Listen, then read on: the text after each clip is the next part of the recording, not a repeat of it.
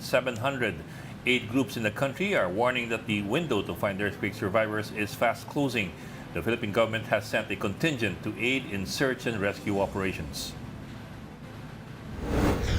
And joining us today, Storycon's resident political pundit, Tito Ronald Llamas. Umabot siya just in time. Kahit gapang yung traffic sa EDSA. Wednesday, no? Balik traffic Balik after traffic. yesterday's holiday. Wala pa yun yung hindi pa nag-start EDSA rehab when you think about it. When is that supposed to be? Wala pang schedule, no? Last we heard, they said around Holy Week. That's in 2 weeks. Yeah, 2 weeks. Pero they haven't committed to a actual timeline. Ibang penitensya yan, ha? Yan lang ako nagmamotor pag Holy Week sa EDSA. Halos walang Alam mo, sasakyan. hindi kita ma-imagine nagbumotor. Naka-leather jacket ka, gano'n? Hindi naman. Ang init dito Pero Harley yung gamit ko Knox. Knox, of course. Yun lang kaya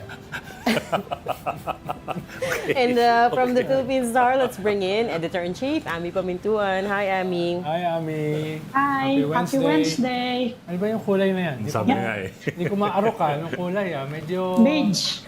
Beige. Parang Beige. may shades of light Parang camouflage na, desert camouflage. Meron siyang design. May pattern. Okay Passionista yan si Yung Ami. kabarkada mo, Ronald, sa Harley, si Duterte, mahilig yan.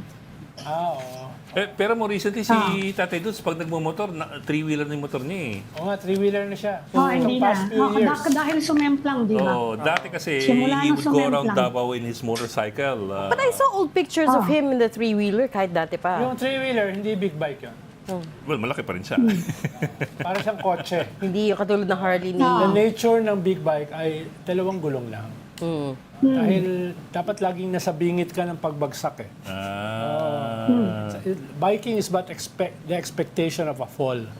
Okay, Ayan, biking's expectation of a Kaso nag-fall nga siya.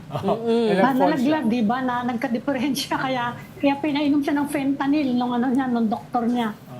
Daw nag-umpisa yan. Parang buhay, Yun ba yun? life is but the expectation of a fall. Of a Parang fall. driving. Parang ano yan? Can you relate that to politics as well? Oo. Dahil parang gulong ng buhay yan. Minsan nasa taas, Knox. minsan nasa baba. Umiikot-ikot lamang. Tapos, so pag ikaw pwede, you can connect everything. Pag ako, kinonect ko yung anarchist sa politics, ni pwede. Okay, but we're not... Kasi si Ronald, konektado yan sa anarchy tsaka sa fall of governments eh. Okay, wait. Okay, we're not talking about politics today. For a change, we're talking about, nakos. Lapit ng Holy Week, magbago na kayo. Kaya- Magtika na kayo. Puro kayo politika Oo naman. Puro kayo politika Tama na yung penitensya natin. Puro tayo, uplifting topics. Today's topic is... Third World War na Yun na nga. Potentially. Third that, World War na. Ang dami niyo pong mga we're talking usapang about politika. a potential invasion of Taiwan because of the long-range live-fire drills that China is conducting currently in the East China Sea. Medyo, of course, matagal na nag-live-fire drills on China around Taiwan, but this seems to be an escalation. Parang hindi ko naintindihan yung trigger. Parang yung trigger ay baka daw mag-declare ng independence ang Taiwan. Wala namang ganun Hindi, coming off the back of Defense Secretary Pete Hegseth. Hegseth. Diba? Just a few Tuwing days ago. bibisita lang naman na high-ranking official Yes. dito sa region natin Oo, pero yung statement kasi ng Foreign sila ni Ministry, Hegseth. pero yung statement ng Foreign Ministry, parang ginagawa ito dahil may threat ng Declaration of Independence. Wala namang ganun Well, Ganun naman it's yung their matagal na perpetual yun. warning naman eh. Correct. Something that they always Exactly. say. Matagal na Exactly. In the same way that almost every day you have incursions by Chinese vessels and the airplanes into that airspace, sea space. Pero ito kasi yung between first two time countries. na nagsalita yung ating Chief of Staff, ng ating Armed Forces, That we have to prepare. for an invasion. Parang, but just to add context to that, prepare for an invasion, meaning that we would deploy there to pick up our workers. The problem is... Not to go. No. Hindi, pero ang problema natin, nandito yung EDCA Oh. Yeah. Problema natin, nandito Yeah. yung Subic Di ba? So, hindi siya ganun It's not a simpleng clean statement. And also the problem with preparing for a potential invasion of Taiwan, pag nag-blockade yung China, how are you going to extract all 250,000 workers, right? Because that's the scenario that the island is preparing for, a blockade, not an invasion. The difference is, pag blockade, you're gonna restrict all of its borders, whether by land, by sea, by air, and China does have the capability to do that, paano i-extract Tsaka yung workers, tsaka right? yung bulk ng workers natin, nandun sa southern part ng Taiwan, yung industrial belt area. Working no? in the factories. Yes, kung titirahin ng China ang Taiwan, yun ang uunahin nila. No, to cut supplies. Paano yun yung Hirap-hirap mag-blockade dyan sa Taiwan Strait. Ang kipot-kipot niyan eh. Pwede mo languyin yan eh. Tama. From the northern Philippines to Taiwan, pwede ka lumangoy. Yes, kasi yung ating strait, Hirap niyan. yung Ano bus, natin yun? Ano natin yun? Territorial waters yes, natin pero yan. yung strategic Ano dyan, sila magbablockade doon? ang strategic dyan yung Basi Strait eh. Dahil yun yung entry point from the Pacific. Kung saan yung bulto ng forces ng US, Australia, New Zealand, dun manggagaling. Kaya that will be a major battleground. Yung strait between the mahirap Philippines mag-blockade ng ano yan. and southern Taiwan. And we have to update the numbers pala. The Taiwan Defense Ministry said, kanina sabi mo 10 warships, no, Ed? 15 warships na pala that they've monitored in this round of drills, 76 aircraft. So escalation na talaga to. And yeah. Yeah, let's bring in our first guest for today, retired Rear Admiral ROMMEL Jude Ong. Sir, magandang hapon and thank you for joining us. Again. Hi, Sir, Admiral. nakamit ata, sir. Wala pa yata. Ako na, Ayan na. There, sir. There we go. Regina, aming Magandang hapon, Admiral. Long time no see. Kasama po natin it's si Phoner. Tito Ronald Llamas. Sir, what do you make of this more recent live fire, long-range live fire exercises ng China? Is it any more provocative than the previous ones, or is it the same thing altogether? Ano siya parang signal, yung mga activities niya kasi parang signaling tool yan eh. When you say signaling tool, yung the way they convey message is through those exercises or yung pag-shoot ng mga missiles doon. So, may mga mga events yan that precipitated yung messaging na yun. Number one, I think, would be yung pagdalaw nung Secretary of Defense ng US sa region. Then, of course, may mga internal dynamics sila between Taiwan and Beijing. I think merong pinadeport ng mga influencers sa Taiwan recently. So, that is a consideration. Then, of course, yung recent pronouncement ng Secretary of Defense nung dumalaw dito sa Manila might also have an impact. Yeah. At yung pronouncement niya doon sa Japan nung pagdalaw niya ron. So paramdam, sir. You think it's more paramdam than anything? Oh, yes. Ano yun eh. They are responding, kumbaga, nagpaparandam sila sa atin na yun yung feelings nila doon sa mga events na nag-precipitate ng activities nila. Pero Admiral, yung isang bago kasi ay medyo dramatic at compelling yung statement ni Armed Forces Chief of Staff Browner, no, na parang maghanda tayo, no, dahil parang mas matindi yung threat ngayon kesa in the past. Saan ang gagaling yung ganong klaseng statement ni General Browner, Admiral? Well, dalawang anggulo yun, no? Yung una anggulo doon is medyo, kung ako sa lugar niya, hindi ko yun sasabihin sa harap ng media. Okay. That's a mouthful. Teka, sir, bakit, sir? Why do you say that? Pangalawa, ordinary lang naman sa military organization mag-conduct ng contingency planning. So, for all, meron kang sinusulat yung plano na yan even before nangyari yung event or possibilities na minsan medyo unlikely na ginagawan pa rin. Kasi pag may incidenting similar doon, binubunot na lang yung folder niyan yung contingency plan na malapit-lapit doon sa nangyaring situation. Now, pangatlo, in this case, ang tinutumbok niya is what we call a non-combatant evacuation operation. On the possibility na meron nga mangyari sa Taiwan, so magiging primary interest natin ng Pilipinas is paano natin ma-evacuate yung ating mga migrant workers from Taiwan to Philippines. So, yung sinabi niyang tulok biyan mabuli, actually, kung ako yung nasa lugar nila, ang titingnan ko na egress point doon would, o yung exit point would be the port of Kaohsiung.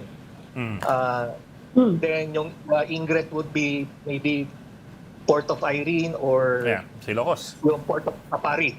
Port of Papari. So kailangan mo mag-establish na mobility corridor o evacuation corridor between those two ports. Ang complication lang dyan, if we do a full-blown scenario sa Taiwan, yung Port of Kaohsiung would be from, if I were Beijing, Port of Kaohsiung will be one of my principal objectives. Yeah. So yun yung, kumbaga, complication doon. Pero Admiral, sa tingin nyo, nag-escalate ba yung tension doon sa area? Kasi napapansin naman natin tuwing may bumibisita nga na high-ranking official, lalo ngayon bagong administrasyon sa US, at alam naman natin na China hawk tong si Hegseth. Sa tingin nyo, hindi ba meron bang you're assessing all the situation o dahil lang doon sa pagbisita? Well, yung sa pagbisita, pero ito po yung ito yung danger kasi nakita natin yung road to war o road to conflict kasi meron niyang pattern bago magkaroon ng conflict. So ang complication dito sa ginagawa ng Beijing ngayon is nino-normalize nila na merong mga barko at may mga eroplanong lumilipad around Taiwan. So kung ikaw yung mag-a-assess na situation, mahirapan kayo distinguish kung ito ba ay exercise or ito ba ay prelude to an invasion. Kasi nga, ninormalize nila yung situation na merong nagbablockade o nagpapaikot dun sa sa Taiwan. So yun yung problema doon. So titingin na lang tayo ng ibang indicators na posible para magsabi na imminent yung threat ng invasion. Pero as of now, I think hindi pa naman Pero di ba, Admiral, it has less to do with the visit of Secretary Hegseth na sinasabi nila ayun yung main reason. Dahil kumpara sa Biden administration, mas hawkish yung Biden administration kesa sa Trump administration. Dahil si Biden lang naman yung for the first time umalis dun sa strategic ambiguity ng US foreign policy vis-a-vis Taiwan. For the first time, a US president said na ipaglalaban nila ang Taiwan militarily. First time nangyari yan. Na hindi naman, mukhang hindi gagawin, o at least hindi sinasabi, ni President Trump. Hindi ba mas aggression na yan, yung scaling up ng military exercises ng China, mas yan ay tinitignan nila kung si Trump at yung kanyang pinaka-powerful na cabinet secretary, si Elon Musk, who is clearly pro-China, ay gagalaw talaga kung merong ganyang klaseng moves. Dahil from the vantage point of China, this could be the best time para at least i-threaten ang Taiwan. Dahil ang tingin nila kay Trump ay hindi hawk kumpara kay Biden. At ikalawa, ang tingin nila, ang China, malapit na yung limit na ibinigay sa kanya ng People's Liberation Army to take over Taiwan before 2027. Hindi ba mas ganon rather than provocation ng visit ni Hegseth? Sige, Secretary, medyo maraming moving part ng question mo. So iunahin ko muna yung Biden versus Trump na narrative.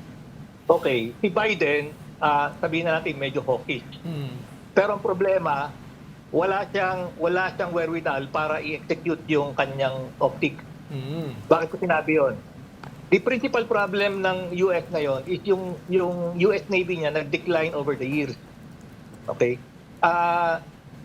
Kaya nga nakita nyo, nung magkaroon ng problema sa Middle East, nilipat niya lahat yung carrier battle group niya roon sa Middle East, from the Indo-Pacific.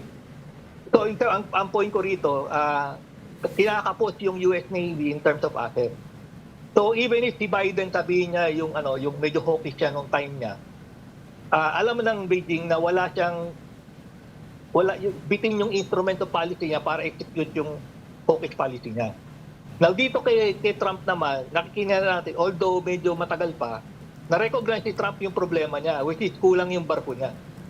So, kung makikita nyo, yung policy pronouncement ni Trump, ang utos niya sa Secretary of the Navy niya, improve your shipbuilding.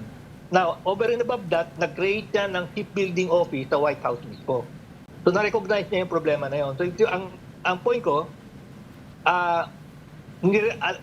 ina-address ni Trump yung capability gaps nila ngayon.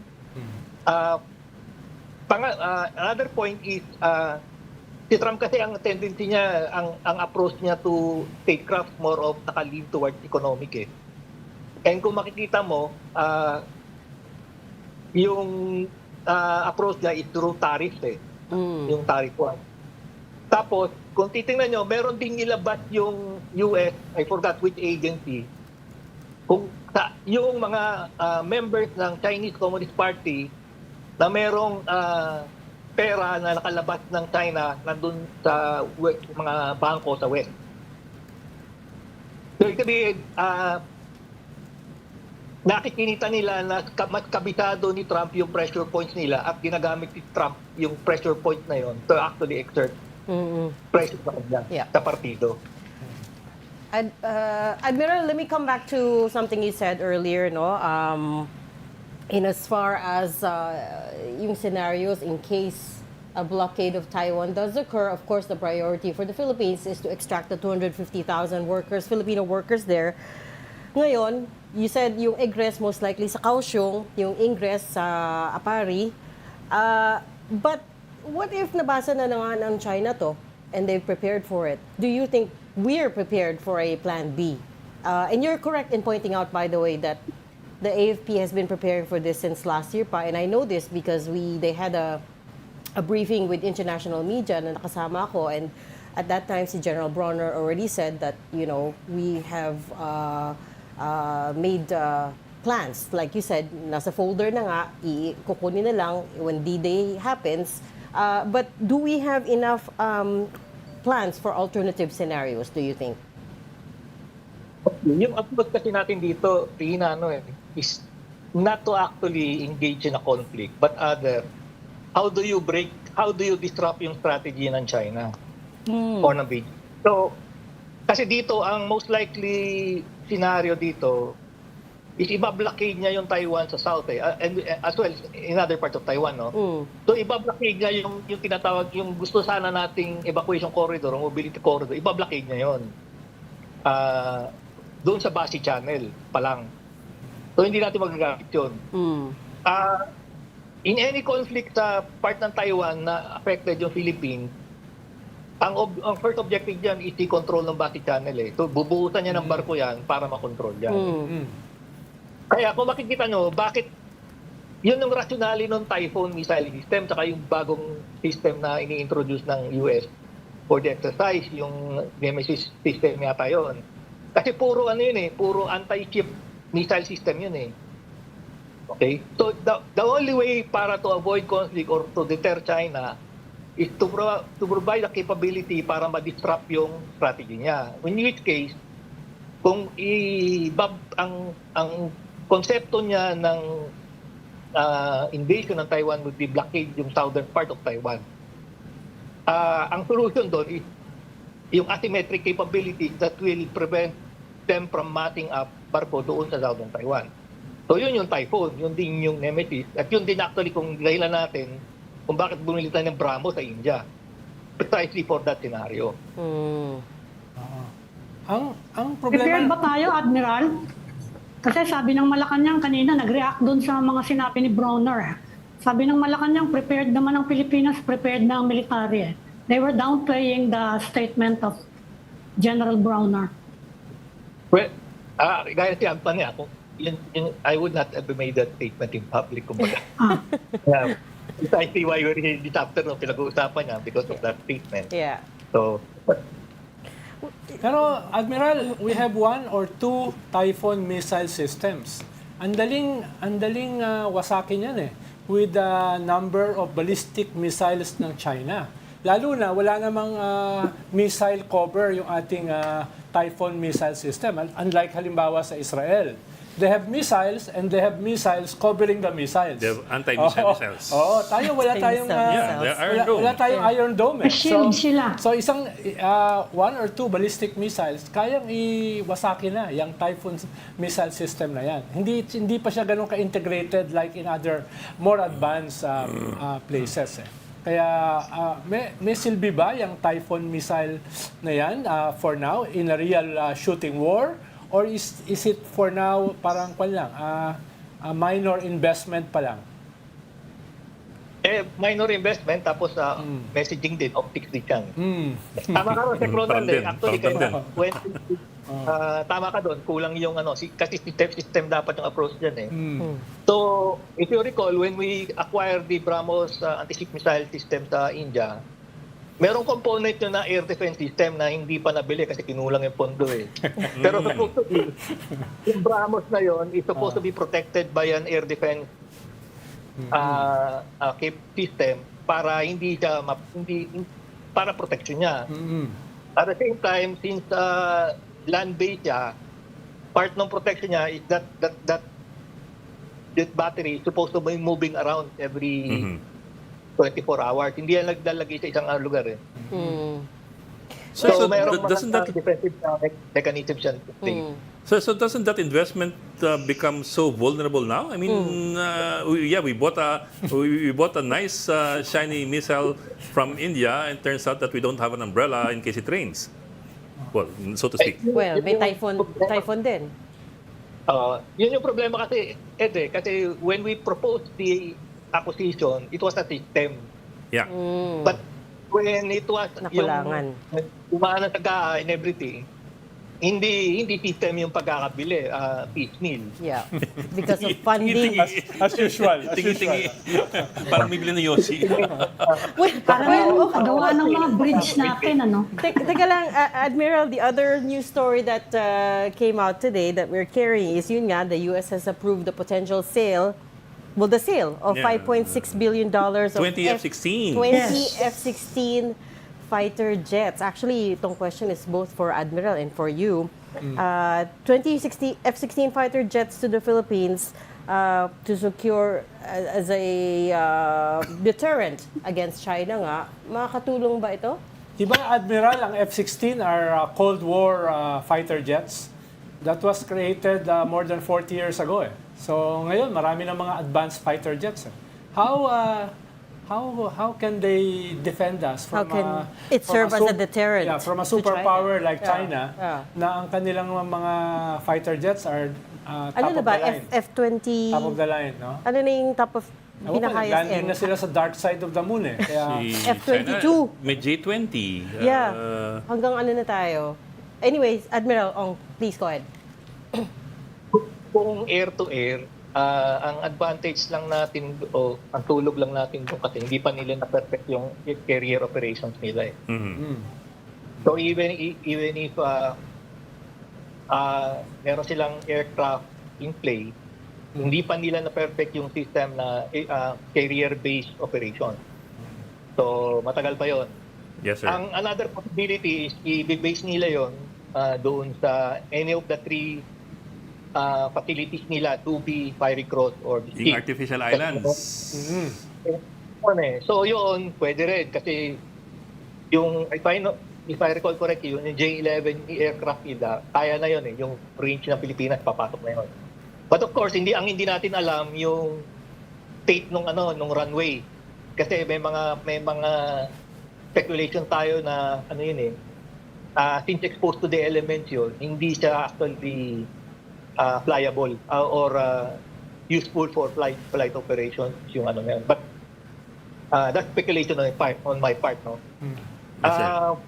Pangatlo, hindi pa nila na-perfect yung air refueling capability. So, kung galing man yan sa Hainan o mainland, limited yung range nun, hindi yun naabot sa atin sa Pilipinas. Or kung umabot man, there is not enough loiter time dun sa airspace natin para siya may effect siya. So kung yung F-16 granted na medyo Cold War vintage, pwede na muna for the meantime as transition. Ang problema lang dito yung yung saan ba gagamitin yung aircraft. Kasi my conversation with the mga active sa Air Force, ang tinatangkot pa nila can you downplay yung yung air superiority requirement nyo but focus on anti-ship missile, anti-shipping na operation. Kasi ang existential threat sa atin actually is yung PLA Navy kasi yun ang pwedeng dumikit sa coastline natin So, enough system in play na kumbaga magdadalawang isip silang dumikit sa coastline natin. Okay na yon for the meantime. Kasi hindi naman natin hindi unless makadikit sila sa atin, I don't see any critical effect sa sa archipelago sa buong Pilipinas Yes, sir. Pero sir, yun nga the BRAMS was supposed to be area defense, what do you call that? Area, medium air. area denial. Marine. Area denial to keep to keep the ships away, among other things. And as well, parang island denial. So maybe to target, for example, if possible, yung artificial island airstrips. Pero we don't have that much of, we don't have that many BrahMos missiles. I think we have only one battery. Walang air cover. Oo, tapos ito namang if we get the F-16, sir, do we have the resources to keep them flying? Kasi malakas sila sa spare parts. Di ba? I mean, we're having problems already with the FA-50 funding the maintenance. Especially with that parts. incident, yung crash. I can imagine few mas weeks ago. mas maggastos tong F-16. Mas high-tech yan. That is correct. Actually, I think kaya medyo nag-vacillate yung Air Force at yung Department of Defense on the F-16. If you recall, yung conversation about the F-16, mga last year pa yan Tapos Yes, sir. parang hindi na nag-gain traction. And I believe, yun nga yung sinabi mo yung cost nun parang bumili ng printer. Parang pabili ng cartridge. Walang toner. Ink lang. Kulang ng cartridge. Admiral, going back to sa pinag-uusapan natin ng simula, ay medyo naiiba itong statement ng China. Maliban sa binanggit nila uli yung possible declaration of independence ng Taiwan. No? Ang nagsalita ngayon ay yung spokesperson ng People's Liberation Army. Hindi ito yung Foreign Ministry ng China. Ito yung People's Liberation Army na spokesperson, si S-H-Y. So, medyo parang naiiba. Ikalawa, ito rin yung panahon na nagsimula nang dumating yung HIMARS missile ng Taiwan, no? So hindi ba 'yun ang major provocation rather than yung visit ni Hegseth? At ikalawa, kabibili lang ng Taiwan ng 60 F-16 fighter jets. No, kakatapos ng nilang bayaran. Ang kaibahan siguro doon sa kanilang 60 ay merong spare parts. Kaya nila Tsaka 60. Saka may pambayad, may pambayad sila. 16, no? 60, hindi 16. So yun yung medyo distinct dito sa bagong tension na ito, Admiral. No, PLA ang may sharpest statement at kasabay nito yung pagdating ng Yun ba yung- HIMARS missile system sa Taiwan. Hindi ito yung paisa-isa na battery, no? Isang buong missile system ito. Kompleto. Yung dumating. Kompleto. Yun ba, I would agree with you, Ronald, na maaaring yun ang driver nung reaction time. Now, yung as far as yung PLA spokesman na yung naka-front and center, it can also be an internal audience thing. Baka it's directed to yung partido more than yung international audience. Yung pagharap ng spokesman ng PLA doon. yun ba yung when they called Taiwan a parasite? Siya ba yun? Yung spokesperson ng I'm PLA? not sure. Pero ayun nga, usually foreign ministry Pero naglalabas. nag-intensify na talaga kasi Taiwan ng defenses kasi sinabihan na rin sila ng US They have to... Kahit naman noon pa, alam naman nila na sila dapat ang mag-fortify ng sarili nilang defense. They are aware of it. Even the previous administration ng Taiwan, alam nila yon. So actually, they've been upgrading their missile system. Lahat-lahat na. It's an ongoing thing. Kahit bago pa nagsalita si Trump na dapat yung mga allies namin should contribute more. And increase Bago their... pa yung nagsalita si Trump. Oo, increase their defense spending. Diba? Admiral, maliban doon sa pinag-usapan natin kanina na major battleground yung Basi Strait dahil nandito yung industrial center ng Taiwan, lalo na yung mga kung papasok yung mga supplies, diyan papasok sa southern Taiwan, yung mga ports diyan. Diyan din maraming mga Pilipino. Diyan din yung entry point galing sa Pacific na nandun yung mga major naval fleet ng US. Pero ang tanong ko, Admiral, paano natin gagawin yung evacuation ng mga Pilipino? Dahil ang Taiwan kasi, meron silang sapat na bunkers for their own population, not for the 250,000 Filipinos na nandun. So, anong gagawin doon sa ating mga Pilipino? Dahil they created enough bunkers para yung buong population ng Taiwan ay pwedeng i-secure doon. Pero hindi tayo kasama sa bilang doon sa mga bunkers na yun. So, kinakailangan talaga natin silang i-extract. Ang problema, kahit yung buong Navy natin at saka Coast Guard, gamitin natin sa ganyang klaseng extraction, mahihirapan tayo Lalo na dahil yung battleground will be the Basi Strait. So, anong contingency measures natin para matulungan yung ating libo-libo na mga migrants na nasa Taiwan? Ang alam ko dati, meron laging nakastay dyan na isang barko just in case of emergency Pinoy yan? Pinoy? Pinoy, oo. Yan ang sabi dati ng MECO. Meron silang, Talaga? oo. Hindi ko alam kung nandun pa yon. Meron din silang system na merong pagkain for 3 days dun sa ating mga OFW. Hindi ko alam kung inflation ngayon, no? Lalo na with the heightening of tensions. Nakakatakot na. Salbabida.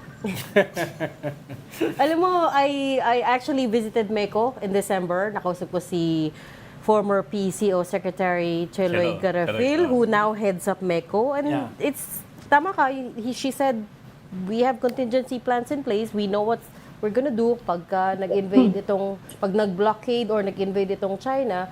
But she wouldn't give us details. So, it's not clear if nandun pa yung barko. At saka yung 3-day, yung three-day, budget, yung budget para pagkain. Oo nga, yung budget. Hindi ko ma-imagine pa yung 3 days. Paano mo mapakain ng 250,000 Pilipinos in 3 days, ha? Baka si... Hindi yan magbibigay ng detalye. Ilang laki Yun yun, naman. no? Baka pigilin ng China yan. Oo, correct. Nagbigay kayo ng detalye, pipigilin niya ng China. So, technically, it's top secret. Tama si Amy. Pero yung pagkain, hindi naman kailangan top secret. Papakainin mo na ng 3 days. Ay, maraming pagkain dyan sa... But Admiral...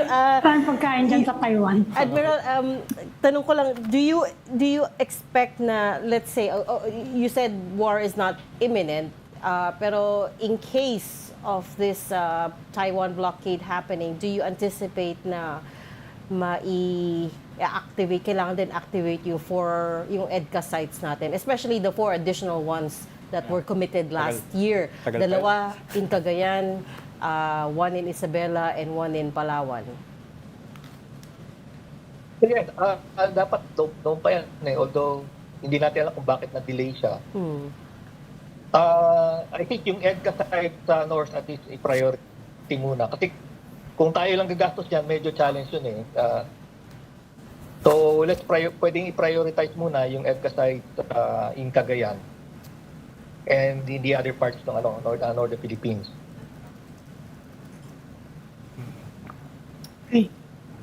Okay. Maraming salamat. We're being told that that's all the time we have. Thank you so much for joining Storycon today, retired Rear Admiral ROMMEL JUDE ONG. Salamat, Admiral. Thank you, Thank you, sir. Admiral. Bye. You are watching Storycon on One News. We just need to take a very quick break. We'll be right back. Stay with us. This is the Story Conference Group or the Storycon Group.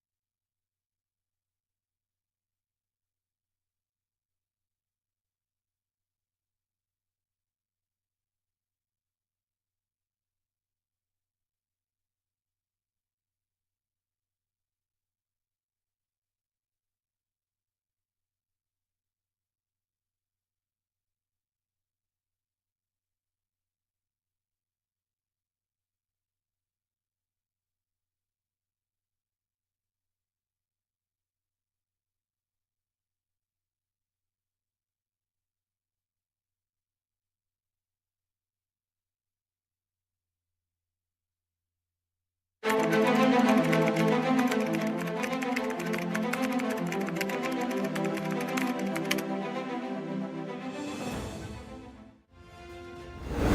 got developing news in the stories behind headlines. Welcome back to Storycon, the Story Conference. I'm Ed Lingao. I'm Regina and still with us, Amy Pamintuan of the Philippine Star and Ronald Llamas, our resident political pundit. Ano pinag-usapan niyo kanina? Tungkol sa Sub-Sahara ba yan? O Sub-Sahara ba yan?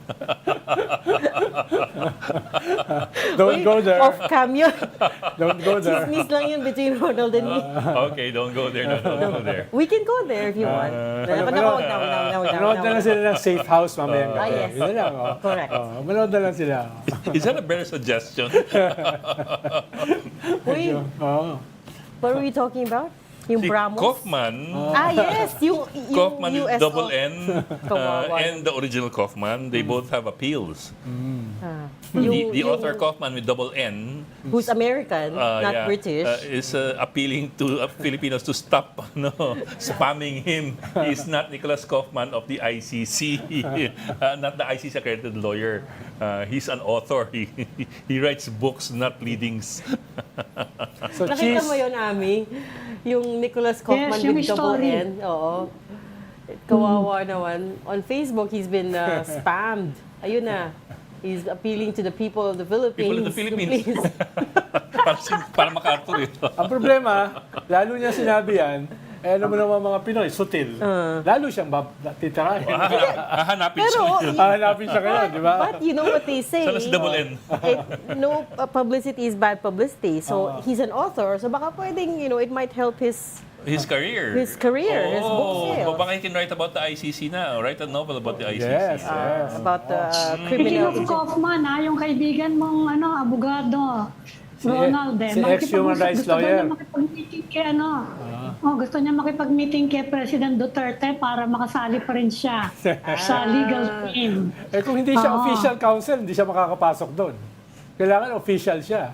Hindi naman siya kamag-anak. Baka Oo. sasabihin niya kay kaya lang sinabi na ni BP Sara, di ba? Oo. Ayaw niya, naghahanap sila ng international lawyers. Oo. Yan. Oo nga, Yan ang no? mga iniintay natin May balita na ba who the rest of the team might be? Kasi Wala pa rin. last time she said additional Wala pa one or rin. two, di ba? Oo. Yes. Yan isang mga inaabangan natin today. Yung isa pa, yung reaction ng Defense Department natin sa AFP doon sa announcement ng State Department. Kasi may kamahalan yun, Ronald, ha? Yung $5.50 billion May kamahalan dollars. 300 billion pesos siya natin kukunin May yun. kamahalan na. May Ang kamahalan. budget natin, 6 point something trillion lang Oo. Kaya wala pang reaction Ang kanilang military aid na free up is only $500 million. Yes, yes. At ang reaction is, it's a sale. Hindi yan ibibigay sa atin. It's a sale. At saka may kwan yan. May horizontal linkages yan. Ibig sabihin, may kwan yan, may spare parts, may supplies, maintenance, kailangan mo ng mga technicians, So many hours experts. you have to replace parts. So, ititrain mo yung ating mga pilots, etc. Hindi yan simpleng sale lang. Maraming kadikit Kaya yan na horizontal.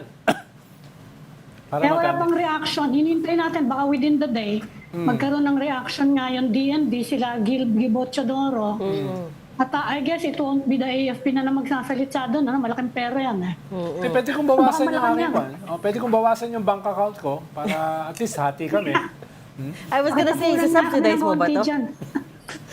Kaya proposed sale pa lang Pero Proposed the US State Department already said they approved it. So on the US side, approved Yes. na. The question It's is... a proposed sale. Now we have to look for the money. It's a proposed Now the sale. question is, eto na si Ronald Hindi, kung ako offering yung- to subsidize it. O kaya, magnenego ko na pwede bang 60% Ilang discount. gives? Ilang gives? Oh, pwede bang 60% Ilang gives, discount? buy now, pay later. Dahil it's a 40-year-old fighter jet. Yeah. So, pwede bang kwan tayo? 60%? Hindi naman siya 40-year-old pa. It's a It's a system. 40-year-old Discounted na design. yan. Yeah, Ronald, system, the design. Oh. Di ba?